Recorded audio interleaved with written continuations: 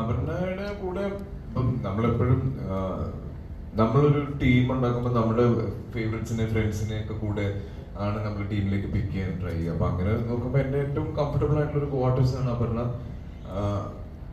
Quarters എന്നുള്ളതിനേക്കാൾ ഒരു ഗംഭീര actress ആണ് അപർണ. അപ്പൊ എനിക്കും പെർഫോം ചെയ്യുമ്പോൾ ചില സീക്വൻസസ് ഒക്കെ എടുക്കുമ്പോൾ എൻ്റെയും കുറെ പണി ഈസി ആക്കി തരുന്നത് കൂടെയുള്ള ആളുകളാണ്. അപ്പം അങ്ങനെ നോക്കുമ്പോൾ അപർണയുടെ കൂടെ ഭയങ്കര കംഫർട്ടബിൾ ആണ് വർക്ക് ചെയ്യാൻ.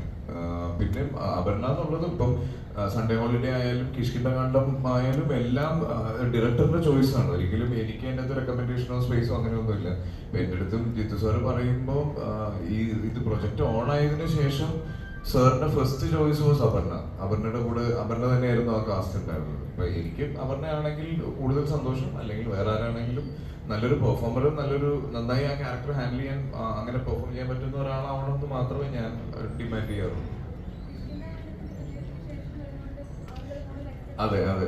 ഇപ്പൊ ഈ ഇതിന്റെ പ്രൊമോഷൻ വരുമ്പോഴാണ് ഏറ്റവും കൂടുതൽ അത് ഞാൻ ശ്രദ്ധിച്ചു തുടങ്ങിയത്. ഇതിന്റെ അകത്ത് ഒരു ഭാഗ്യ ജോഡി എന്നുള്ള ഒരു ലേബലിലേക്ക് എത്തി എന്നുള്ളത്. അപ്പൊ അതൊരു വലിയ റെസ്പോൺസിബിലിറ്റിയാണ്. സിനിമയ്ക്ക് ആവശ്യമില്ലാത്തൊരു പ്രഷർ വരുന്നുണ്ട് അതില്.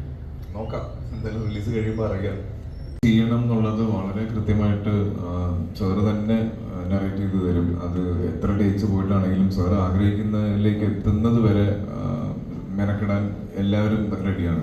അപ്പം രാഷ്ട്രം വിളിക്കുമ്പോഴും അത് തന്നെയായിരുന്നു. എനിക്ക് എൻ്റെ ഭാഗത്തു നിന്നുള്ള പ്രിപ്പറേഷനേക്കാൾ കൂടുതൽ ഇപ്പം എൻ്റെ ക്യാരക്ടർ ഒരു ഓൺലൈൻ ജേർണലിസ്റ്റ് ആണ്, കുറച്ച് ഹൈപ്പർ ആക്റ്റീവ് ആണ്, എവിടെ എന്ത് റിസ്ക് എടുക്കാൻ തയ്യാറായിട്ടുള്ള ഒരാളാണ്. അപ്പം ഇങ്ങനെ ഒരു ബേസിക് ഐഡിയ ക്യാരക്ടറിനെ പറ്റിയുണ്ട്.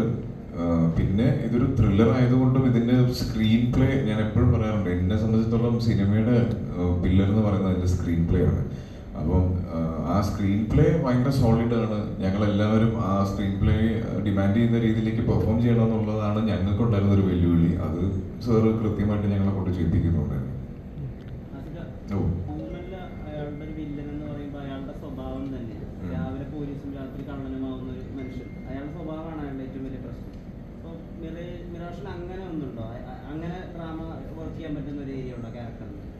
ഇത് ഇപ്പൊ ഈ 24-ലും ഞാൻ ഫേസ് ചെയ്തൊരു പ്രശ്നം ഇതാണ്. ത്രില്ലർ സിനിമകളുടെ ഭാഗമാകുമ്പോൾ റിലീസിന് മുന്നേ ഒരു പരിധി വിട്ട് ഒന്നും പറയാൻ പറ്റില്ല. അപ്പൊ ഇതിനും ആ പ്രശ്നമുണ്ട്. അതെ, ഭയങ്കര കോംപ്ലിക്കേഷൻ ഒന്നുമില്ല. നമ്മൾക്ക് വളരെ റിലേറ്റ് ചെയ്യാൻ പറ്റുന്ന ഒരാളാണ്. ഇപ്പം നിങ്ങളെയൊക്കെ പോലെ തന്നെ ഉള്ളൊരു സ്വഭാവമുള്ള, എല്ലായിടത്തും എത്തിപ്പെടാൻ ശ്രമിക്കുന്ന ഒരു വീഡിയോ, എന്താ പറയുക,